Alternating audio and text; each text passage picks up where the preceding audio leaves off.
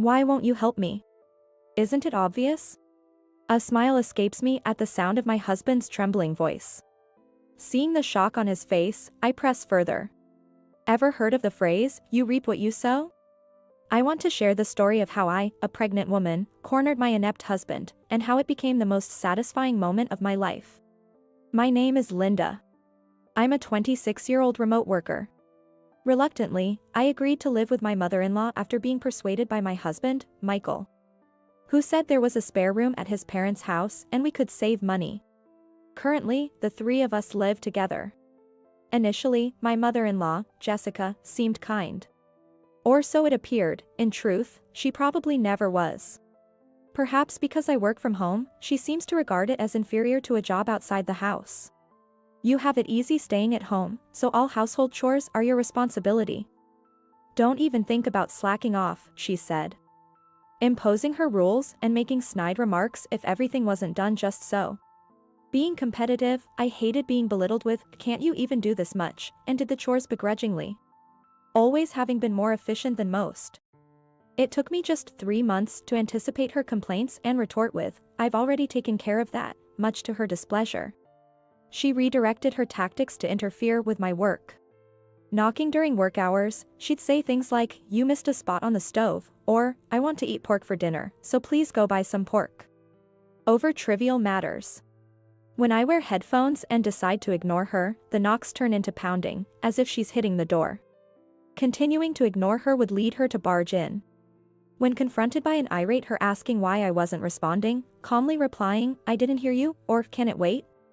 Only showed her self-centeredness. When alone with Michael, I pleaded for him to do something, only to be met with a dismissive laugh and, that's remote work for you. Mom will understand if you explain properly, he said, suggesting I handle it myself. Work is work, whether at home or elsewhere. Deadlines won't wait. At my breaking point, I firmly told her, please don't disturb me while I'm working. I'll attend to your needs later. Only for her to become infuriated. How dare you? Putting household chores second. A woman's first duty are household chores. I won't allow such selfishness. Can't you consider my situation? Do you think someone who can't even fulfill her duties as a wife has the right to say that? I'm not neglecting the housework. It's just impossible to work with constant interruptions, I explained. All I hear is, disturbance this, disturbance that. What a cold-hearted daughter-in-law. The conversation was so frustrating, it gave me a headache. Out of desperation, I put a lock on the door to physically keep her out, which led to Jessica making a scene at dinner. Michael, Linda is being awful. She put a lock on the door to keep me out. After enduring Jessica's ridiculous complaints and offering my rebuttal, Michael's response was lackluster. Putting a lock on the door might be too much. Mom just wants to rely on you a bit. You have time to listen to her, right? With a sigh, Michael took Jessica's side. I'm sorry, but I really don't have the time, I responded, only to be met with his displeased frown. Jessica's whining voice saying, that's terrible, was grating, making me feel nauseous. Although putting the lock on helped me get back on track with work, the lack of support from my husband only increased my distrust. Days later, the nausea persisted, and my health worsened. Suspecting something more, I took a pregnancy test, which came back positive. Realizing the nausea wasn't caused by Jessica but was due to pregnancy was a relief. When I told Michael, who had been in a bad mood, his demeanor instantly changed for the better. When he smiles and gently strokes my belly, I can't help but feel good. His offer to help, saying, is there anything I can do, made me realize he probably had no idea what to do. But I appreciated his concern nonetheless. Meanwhile, Jessica's jealousy of our couple-like interactions intensified her harassment. You know child-rearing is a woman's job, so don't think you can take advantage of Michael's kindness, she would say whenever he went to work. In my time, slacking off wasn't allowed. Even with morning sickness, I didn't suffer as much. It's all about mindset. Enough with the coddling. She followed me around, criticizing my actions and not letting me rest. When you're in this state during pregnancy, whether it's stress or not, I worry about the future. It might be best if I take care of the grandchild when it's born, Jessica said during dinner. Being emotionally unstable, I found myself shouting. The cause of my stress is you, Jessica. Well. What a thing to say. Jessica turned her gaze towards Michael. Wandering aimlessly, Michael said in a feeble voice. Mom means well for you, you shouldn't speak to her like that. As expected, Michael was on Jessica's side. The shock of being betrayed by a seemingly kinder Michael was significant. I wondered if I could even raise a child in this environment. For the first time, the thought of divorce crossed my mind. 3 months passed, the morning sickness subsided, and my emotional instability returned to normal, but Jessica's attitude remained unchanged. She was relatively quiet in front of Michael, but she became emboldened when he turned a blind eye. While I was worrying and consulting with my family, thinking I need to do something about this, Michael was informed of a short-term transfer. He was assigned to a branch in the same state as my parents' home for about 2 years. That's when I had a brilliant idea. I casually suggested to Michael, who was reading rental magazines. Why don't you live at my parents' house since there's room? Disliking complications, Michael immediately agreed. My parents readily approved, and Michael smoothly convinced Jessica, quickly settling the matter of living together. Unlike my in-laws' house, my parents' home was stress-free. Being their only daughter, my parents doted on me. They were already aware of the treatment I received at my in-laws and were far more furious about it than I was. The way my parents treated Michael, now living with us, was rather insidious. Hey, are you still sleeping? Get up and clean around the house. My father would say, waking Michael early on weekends. For my husband, who was used to sleeping until noon at his mother's place, this must have been a torment. Moreover, it was under the watchful eye of my father. What's with that wiping? There are fingerprints. Wipe it all over again. Unlike Jessica, he wasn't pointing out non-existent dirt, but it still felt a bit pitiful to hear. Oh dear, why don't you help with household chores just because you're done with work? You must have been spoiled by your mother. Expecting meals to just appear. My mother, as if in competition, also put Michael to work relentlessly. Michael, good-natured on the outside like Jessica, could only nod and not complain in front of my parents. Come on, Linda, help me out, he said, looking at me lounging in front of the TV. When I reluctantly offered to help, my sharp-eyed mother scolded. Don't make your pregnant wife do chores. Where's your consideration as a husband? Michael looked dejected after being scolded. I thoroughly pretended not to notice.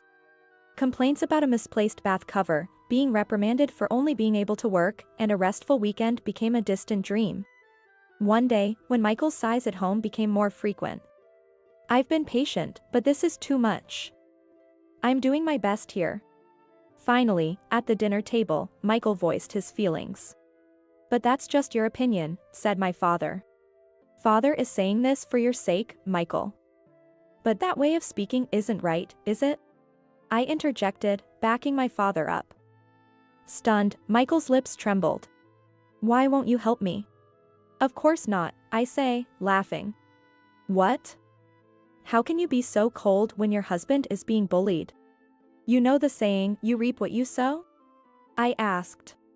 Even when I was struggling with your mother, you just ignored it. Remember how you laughed it off and took her side when I asked for help? He must be reminded of something. He just opens and closes his mouth, speechless. I was just following your lead, I said before leaving the room, having said my piece. Left behind, Michael seemed to get a thorough talking to from my parents. My husband, now visibly shaken, endured the usual educational lectures from my parents, saying, "This is also Linda's pain." Though it seemed superficial, he appeared to be reflecting on his actions. A few months later, our daughter was safely born. By then, Michael had become a doting and good father, seemingly well-trained. I was appalled when he said he was caught between a mom and you and didn't know what to do about the harassment. But it's true that he has been much better since we distanced ourselves from Jessica. Thank you for such a lovely daughter, he said, causing me to do a double take. It's amazing how much influence a child can have. I found myself bewildered by the pleasant change. Finally, as our daughter's neck was strong enough, Michael and I visited his mother to show her our child. Jessica smiled and said, "Oh, how adorable," upon seeing her granddaughter.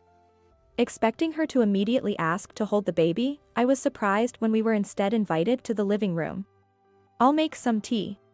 My husband, now fully capable of doing household chores, headed to the kitchen while still holding our daughter.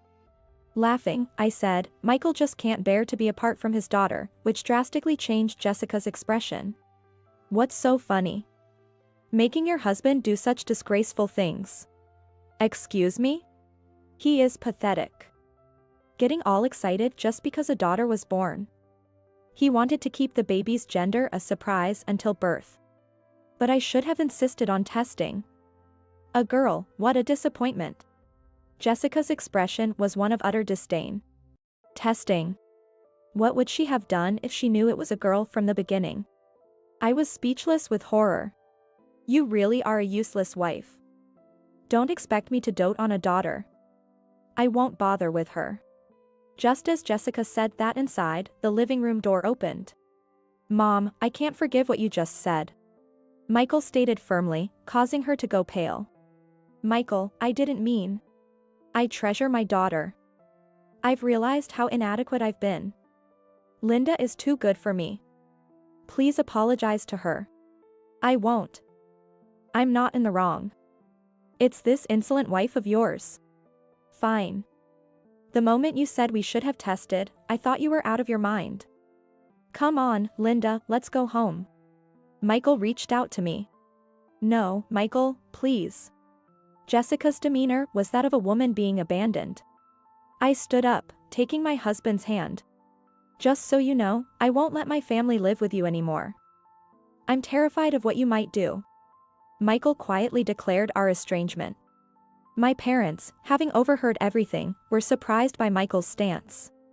My father, slightly disgruntled, muttered, "Our guidance must have worked," while my mother openly rejoiced.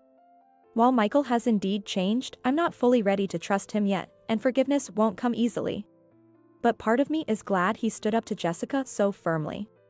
I plan to keep an eye on my husband's future actions. As for Jessica, she seems unrepentant, still trying to send apologies to my husband. "With an apology to me, what's the point?" my husband says, clearly exasperated. He's declared that even if we had a son, he would never allow Jessica to meet him. This retaliation, aimed at my husband, inadvertently served as a comeback against Jessica as well, keeping her beloved son away from her. The primary source of our stress. Though my initial intent was solely to get back at my husband. The bonus of giving Jessica a taste of her own medicine makes this outcome all the more satisfying. At least for now, I'm feeling on top of the world.